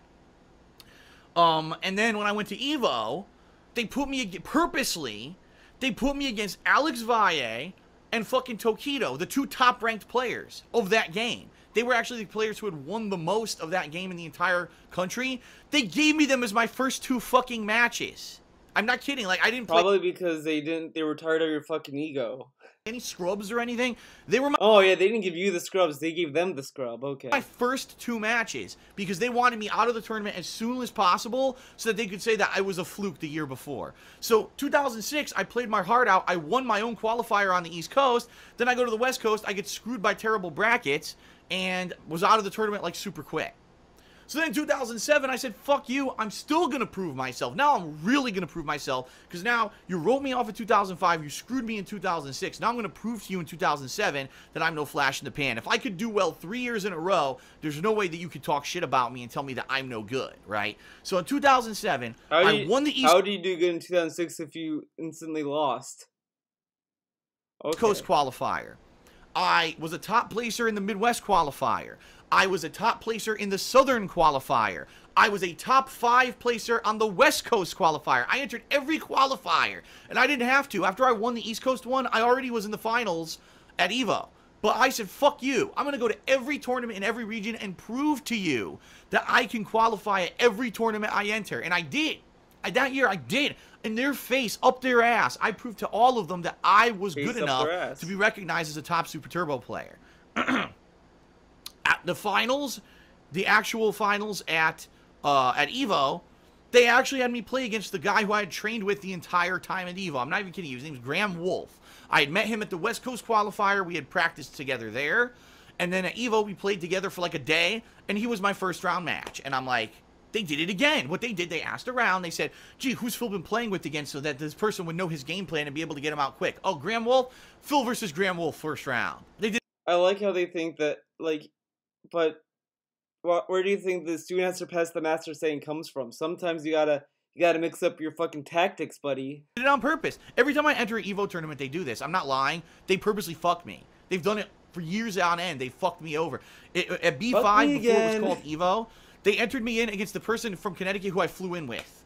Well, you two will eliminate each other off, so there's only one person from Connecticut in the top of this game. They've done it every year, like every year. And I always bring it up, and everyone, no, fuck you. You're East Coast, you're Phil, no one cares about you. So that, you know, from Connecticut in the top, they fucked me over. At B5, before it was called Evo, they entered me in against the person from Connecticut who I flew in with. Well, you two will eliminate each other off, so there's only one person from Connecticut in the top of this game. So he's mad that this is pretty petty. Oh, there's only one person from Connecticut. See, fucking, they hate the East Coasters. But if you are the only 2 people in the East Coast that are going to that tournament, now of course I'm gonna assume that, you know, there's more than 2 people from the East Coast in that tournament. But you know, oh my god, fucking text messages. They've done it every year, like every year. And I always bring it up, and everyone, no, fuck you. You're East Coast, you're Phil, no one cares about you. So that, you know, and I get brushed under the rug. This is why, like, people are, don't you want to go back to Evo? Why? They'll probably put me against some top player first round, right?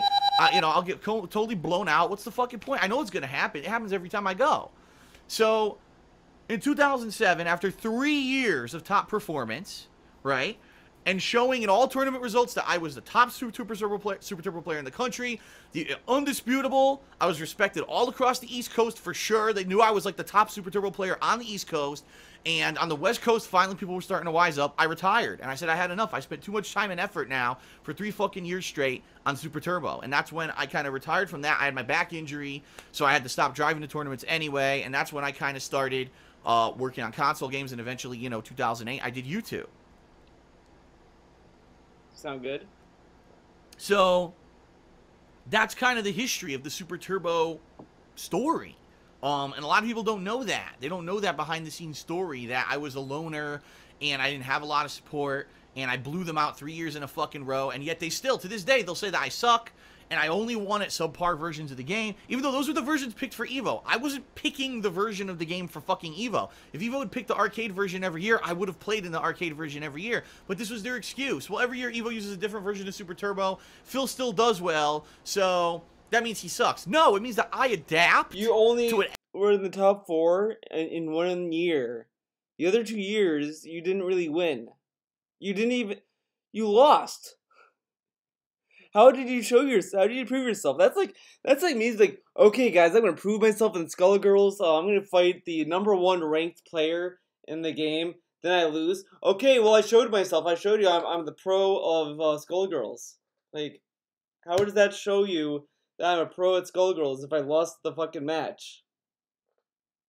Ever I need to play at a tournament level, while the old school Super Turbo players couldn't. They were so ingrained in their ways of playing the arcade version, they could not adapt to a new version, while every year I was adapting and still fucking winning, despite all the changes to the game and the gameplay being a different version of Super Turbo that was played at EVO every year. But they don't disrespect, they won't respect that. To this day, those West Coast players disrespect the fuck out of me. I'm like, what did I ever do? You know? And it's hilarious, and here's why I say it's hilarious. Because these people who disrespected me, right? They don't want to give me any credit or nothing. When I started on YouTube and I became super popular on YouTube, we're talking around 2009, 2010. I went to a few Street Fighter tournaments, select ones. This was when Marvel vs. Capcom 3 was new and all of that.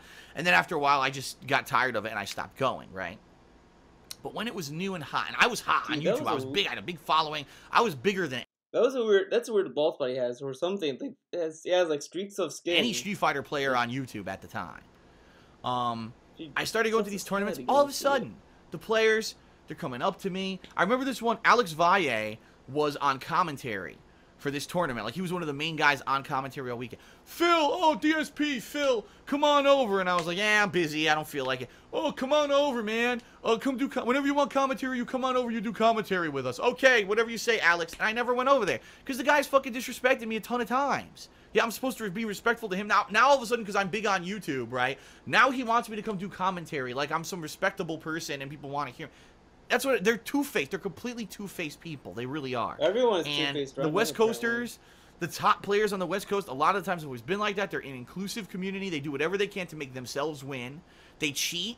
They rig brackets. I've seen it a million times. All right, and you know, I'm not going to talk about this publicly anymore. You know, you notice I don't talk about this stuff heavily on YouTube or whatever. I'm not going to talk because about what's it the point? publicly anymore. Like, I have no power over it, right? I don't go to tournaments anymore. I don't care enough to play hardcore to go to tournaments and care about this shit. But that's how it was. It always was like that, and I'm sure it's still like that. I'm sure it's still fucked up. It's still fucked up. There's still fucked up stuff that's going on. As long as those people who run EVO are still in power of the nationals, that shit will always happen. And I'm 100% of that impression. I don't even care. You know, Street Fighter 4 might have changed stuff. I don't buy it. I don't buy it. I think it's the same shit. You know, I know if I went to EVO... Didn't he go in a Street Fighter 4 tournament? I could have sworn, because I remember watching a Street Fighter 4 video where he was talking about training for a Street Fighter 4 tournament. I don't know. Maybe that's a different tournament. I'd be treated like dirt. No one would respect me. They'd fucking put me in shitty matchups right away. You know, make excuses. And I'm just tired of it. You know, that's why if I was ever going to go to EVO, it'll be on my own fucking terms. And it's not going to be for, like, some crazy shit. If they ever have, like, a Super Turbo final tournament ever, maybe I'll show up. But I see absolutely no reason to go. You know, for a group of players who, for the most part, for 3 years running, I dominated that scene, and they will not respect me for it or give me any kind of credit besides Jason Cole on the West Coast. Jason Cole and Graham Wolf are the two players who actually respect me who are West Coasters. Everyone else just hates my guts for no reason just because I'm on East Coast. It's so stupid. And of course, I'm West Coast now. That's the other thing. I'm West Coast. If I were to win, I would be representing the West Coast, but they won't care. So that's the story of EVO 2005 and subsequently 6 to 7 and how it all came to pass. So I certainly hope you enjoyed the video. It's now been about half an hour to tell the whole story. But I do appreciate your patronage. I do. Thank you for that. You were actually one of the few people who made that Sonic Marathon possible. And I hope that you enjoyed your video. All right. Told the story. It's off my chest. Thanks for watching, bro. Off my chest. I'm done with it. Okay. That's it for this video. So unfortunately, sadly, guys, I'll tease the video. I'll tease it, okay? I'll show it to you. This video. This is the video. This is the private Q&A vid from May 2015. Bum bum bum. Nate08 did link me this video, and I never really got around to doing a video on it because I think ultimately I was like, this is kind of stuff I covered before, but I will watch it again and I'll make a decision again, but I'll probably do a video on it again in the future. I have things to do, guys, for now, but maybe you'll see me cover this video very soon. Probably very soon, but see you when I see you. Have a good day. Have a good week. Have a good life. I uploaded 2 new videos on my other channel, Theo Does Videos. Check those videos out. They're pretty good. I linked them on my Twitter. But you know what I should do again? I kind of stopped doing it. But I'm going to start linking my main channel videos in the descriptions of these videos. So you can always watch them. You'd be like, oh, I want to see what Theo's main channel's all about. Bam, open the description. There's my channel. And you're like, whoa, this is something different. Alright, everyone. Thank you for watching. Hope you have a good everything. Later.